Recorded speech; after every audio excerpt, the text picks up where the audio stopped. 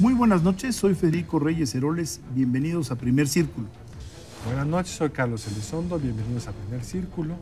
Y hoy vamos a hablar sobre un tema un poco técnico, pero es muy importante para nuestra vida. Como ustedes saben, en el pasado hemos tenido crisis seccionales terroríficas. La más grave 82, pero está 76, 94. Y todas ellas tienen algo en común, que es que perdimos el control del déficit público. No logramos gastar lo que teníamos. Puede haber un pequeño margen, pero cuando se va abriendo, va generando una inestabilidad. Y parecería que los gobiernos no tienen luego los incentivos para controlar esa variable, pues porque en el corto plazo siempre es muy doloroso tener que recortar. Y así como se inventó un órgano autónomo para tratar de manejar la política monetaria independiente del gobierno, que son los bancos centrales autónomos, muchos países del mundo han inventado algo similar que se llama un consejo fiscal. Este consejo fiscal tiene como por objetivo cuidar que los déficits del gobierno sean estables, que no vayan a generar una crisis macroeconómica. Y para platicar de esto, cómo lo estamos manejando en México, por qué si hubo una propuesta del Fondo Monetario para hacerlo, no lo hemos acabado de hacer. Tenemos un especialista en este tema y muchos otros, un economista muy prestigioso, que es además un gran amigo de este programa, que es Luis Fonserrada, que es el economista del Centro de Estudios Económicos del Sector Privado. Luis, bienvenido. Gracias, Carlos. Muy buenas noches, Luis. Buenas Qué gusto noches, verte Federico. por acá otra vez. Esto es mío. Cuéntanos, ¿consejo fiscal para qué? ¿Cómo vamos? Fíjate, las finanzas públicas son como la base, como la estructura óptima que tiene, si se porta bien, un país. Todo el sistema financiero, las variables macroeconómicas, realmente dependen mucho de que las finanzas públicas sean estables. Si mueves las finanzas públicas, si tienes déficits excesivos, un gasto excesivo que te lleva a déficits excesivos, lo que provocas es un gran desequilibrio en todas las variables, en la balanza de pagos, en el tipo de cambio. La balanza de pagos es la relación con el mundo, digamos. Con el mundo, claro. La balanza de pagos es todo lo que sucede entre el mundo y tú puedes modificar brutalmente, desequilibrar enormemente con gasto público esa balanza de pagos, que se traduce en una pérdida de reservas internacionales finalmente a través de déficits, ¿no? Entonces, el cuidar la estabilidad de las finanzas públicas, el tener disciplina fiscal es fundamental para el crecimiento. Vamos, a lo mejor no es lo que te va a permitir crecer, pero sí es necesario. No es suficiente, pero es necesario. Pero es necesario. Entonces, en Europa, en el 2011, la Unión Europea, en algo que se llamaba el Six-Pack, ¿no? Porque eran 6 paquetes de medidas, hicieron un gran énfasis en esta necesidad de disciplina fiscal.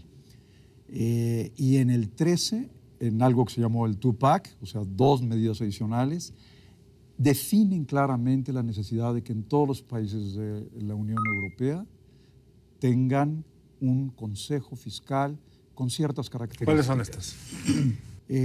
Uno, que sea independiente. Independiente para que no pueda ser afectado por ningún entorno político y por ninguna instancia política. 2, que tenga la autonomía para poder realizar estudios y para poder realizar evaluaciones. Y tener, número 3, la capacidad de tener voz pública para mover la opinión pública. Finalmente, que tenga los recursos para poder hacerlo. Es totalmente de dar opiniones, no es vinculatorio. Hay de todo. ¿Hay de todo? Hay de todo. Y tienes, de veras, entre estos 27 consejos fiscales que existen en la Unión Europea, tienes de todo tipo, unos con ciertas funciones, otros con otras. El francés, el italiano y el español tienen características que a nosotros nos parece que debería tener un consejo fiscal mexicano. Puede ser vinculatorio, pero tiene la posibilidad de ser indudablemente una voz que esté diciendo, a ver, el déficit que se acordó era este, no podemos tener un déficit primario, además el déficit primario como ¿Qué es un déficit primario? El déficit primario es el déficit normal, pero sin los intereses de la deuda. Entonces, si le quitas los intereses de la deuda a tu déficit, y todavía tienes déficit. Es que te estás endeudando más. Es que te estás endeudando más y tu operación está en déficit. Claro. ¿No? Entonces, no hay Esa es la manera. clave, que la operación básica del gobierno no está siendo estable. Exactamente. Entonces, la idea es un consejo de este tipo que vea claramente las cifras, que haga notar que se está pasando el gasto y por lo tanto se está creando un déficit excesivo. Los déficits se pueden tener, Sí, pero en tanto, digamos, no impliquen que tu deuda suba por arriba de lo que sube tu producto, el PIB. O que Para sea, que se mantenga. o que sea temporal en caso de una crisis económica. O que sea pero anticíclico, ¿no? Como que se dice. Y que se reduzca cuando tienes más ingresos, ¿no? Ahora, Luis, una pregunta. Cuando leí la nota, la verdad es que el asunto me entusiasmó, pero ¿cómo lo imaginan ustedes? Porque en México tenemos la mala experiencia de que muchos de estos organismos después, si tienen financiamiento público, pues los partidos políticos tratan de tener cierta injerencia, tratan de tener Poner a injerencia los suyos. en la designación de los... Vamos a ver el INE. El INE, ¿no? Las cuotas, etcétera. Incluso en casos como en el Coneval, ¿no? En donde hay estiras y aflojas. ¿Cómo lo conciben ustedes, digamos, ya tropicalizado a la situación muy particular de nuestro país? Es una buena pregunta, Federico. Complicada. ¿Financiamiento público o privado? Mira, yo creo que podríamos lograr una combinación. Ajá. Sería muy interesante. Yo creo que hay que tener financiamiento público, pero el financiamiento privado podría dar esta autonomía e impedir que fuera capturado una institución de este tipo por los intereses políticos, ¿no? En las experiencias que tienen los europeos, porque empezaron en el 13 apenas, la mayor parte de los consejos son del 13 y del 14. Y yo creo que es muy importante conocer la experiencia. Para esto, ahora, el 11 de mayo, Sí. vamos a tener un evento organizado por el CESP en el que invitamos al presidente de la Red Europea de Consejos Fiscales, que además resulta que es el presidente del Consejo Fiscal Español. Y entonces ahí le hemos llamado a ese panel, le hemos llamado la experiencia internacional de los consejos fiscales independientes. Yo creo que va a ser muy interesante porque vamos a ver no solamente qué ha pasado en España, sino él ahora está mañana en una reunión en Edimburgo viendo este tipo de cosas, trae toda la experiencia europea, es el presidente de la red, que nos platique beneficios, ¿no? Problemas, cuál es el mejor diseño. Me ha platicado que en la práctica se han encontrado evidentemente con muchos obstáculos, con muchos problemas y que se puede mejorar. Ahora, el Fondo Monetario sugirió que dado nuestro récord en los últimos años, donde prometemos un déficit y luego resulta que no lo cumplimos, que la deuda sigue creciendo. Si tú ves los llamados criterios generales de política económica, que es donde se propone la trayectoria del gasto y de los ingresos, no solo para el año siguiente, sino se suele proyectar para varios años, pues no hemos cumplido con esta promesa de que es el último año que crece la deuda y el siguiente ya no va a crecer. Y estamos pues, creciendo la masa de deuda con respecto al Producto Interno Bruto. Y en alguna discusión el año pasado, funcionarios del fondo recomendaron pensar esto para México. ¿Cuál ha sido la reacción del gobierno? ¿Lo ven con simpatía? ¿No lo ven? Sí, efectivamente, tiene razón. El Fondo Monetario recomendó que México tuviera un consejo fiscal. El secretario de Hacienda dijo que no creía que fuera necesario. Y el argumento del secretario de Hacienda, el secretario Meade, es que dado que tenemos una legislación con límites, entonces lo único que tendríamos que hacer es respetar la ley. Sin embargo, sabemos por la experiencia que no se ha respetado, se modificó. Y en el 17 estamos en eso. Y en el 17, exactamente. Y además se modificó la ley de responsabilidad hacendaria. Se hizo más laxa. Se hizo más laxa. Sabemos que que México es uno de los 2 países, creo, en donde se puede incrementar el gasto sin necesidad de autorizaciones, las veces que quiera. Si hay ingresos adicionales. Si hay ingresos adicionales, etcétera, ¿no? Parece importante que lo platiquemos. El mismo secretario ha comentado que pues, había que explorarlo, ¿no? Desgraciadamente, la OSD, la OCDE,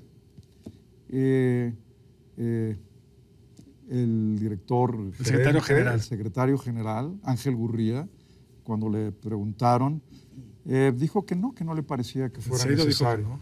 Dijo que no. Y es sorprendente además porque de estos 27 países que lo tienen, 22 son de la OECD, ¿no? Y fue un acuerdo. Yo creo que tenemos que irlo explorando, viendo sus beneficios, viendo cómo mejorarlo, qué hacer.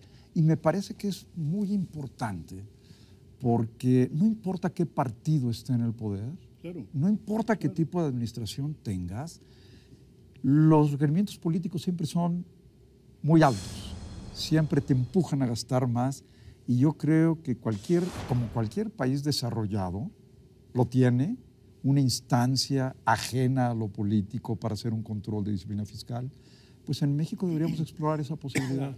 Alemania lo tiene, Francia lo tiene, Austria lo tiene, Bélgica, Holanda, etcétera. Fantástico, etcétera. pero en nuestro caso se nos ocurre hasta que viene un cambio político con una cierta incertidumbre.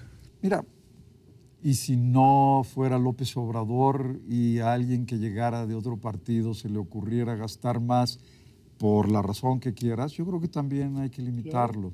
Claro, por eso es tan importante el diseño institucional, porque de alguna manera tiene que haber un carácter como el que tiene el judicial, o debería de tener el judicial, de inamovilidad, ¿no? Es decir, que entre o salga quien esté, que se desfase de los ritmos sexenales, que tenga un presupuesto autónomo, que no tenga que ir a negociar su presupuesto, lo cual siempre es someterse de alguna manera, que por cierto los judiciales locales en México están en esa condición, y sería muy interesante poder, digamos, articular un diseño que nos diga, que nos dé una certidumbre, garantía de que es un criterio económico técnico y que no lo van a tocar, ¿no? Lo está haciendo de alguna manera el sector privado con el CESP, lo está haciendo con el IMCO, lo está haciendo, digamos, siempre hay pronunciamientos de ustedes. Sí, pero lo que se busca es algo con más fuerza. Pero esto sería otra dimensión. Es otra dimensión. ¿Y en qué países es vinculatorio? Mira, déjame decirte, hay grados de vinculatorio, ¿no? Porque tiene una participación muy importante en el Congreso, por ejemplo, ¿no? Tiene una voz muy fuerte en el Congreso. Directamente con las secretarías de Finanzas, por ejemplo, algunos de ellos le dan el visto bueno primero al presupuesto, antes de que pase. Fíjate. Y eso pues ya te ayuda a limitar. Pero ya hay otro tema que en México está muy descuidado, que algunos países lo tienen muy claro, que es cualquier nueva ley, si es de verdad, va a costar. Entonces, antes de hacer la ley, me tienes que decir de dónde va a venir el dinero. Y si no hay el dinero, no hay ley. Es esta famosa regla en muchos países, que si no hay la ley que genere los recursos fiscales correspondientes, yo no apruebo la ley. Porque las leyes son para cumplirlas y se van a cumplir cuesta. ¿El Consejo Fiscal incluiría este tipo de medidas? Fíjate, yo creo que sí, yo creo que debiera. Y además, otra cosa más, no requiere una estructura muy grande. No. Mucha de esa información está ahí. Así es. Si quieres meterte al gran detalle del gasto, ahí sí a lo mejor requieres una estructura más grande. Pero dejemos que el detalle del gasto lo hagan estos otros organismos que estabas mencionando. Sí. No, la propia oficina de la Cámara de Diputados. Exactamente, y lo vemos y se revisa, etcétera, ¿no? Sí, no van a auditar el gasto, ese no es el objetivo. Es el monto, es el déficit, es la estructura de la nueva deuda, ¿no? Es el ritmo de crecimiento de la deuda frente al crecimiento del producto. Son este tipo de cosas que no te pongan en peligro, por ejemplo, la balanza de pagos, como decíamos, porque un exceso de demanda te afecta. Sí, te obliga a endeudar. Y que no te muevan el tipo de cambio como nos ha sucedido, ¿no? Es decir, la devaluación que hemos visto, pues Trump nos explica los últimos 2 pesos tal vez, pero de 14 a 18... Que por cierto ya los recuperamos. Que ya los recuperamos. Por lo mismo, son los que se explicaban de afuera. Claro, los otros son endógenos, o vienen de adentro. Oye, Luis, pues muchísimas gracias por acompañarnos. Un gusto, gracias a ustedes. Esperamos en mayo que nos vengas a contar cuáles fueron las principales conclusiones de ese evento. Y gracias a ustedes por acompañarnos. Los vemos el lunes entrante. Luis, mil gracias. Muy buenas noches. Nos vemos en la próxima emisión de Primer Círculo.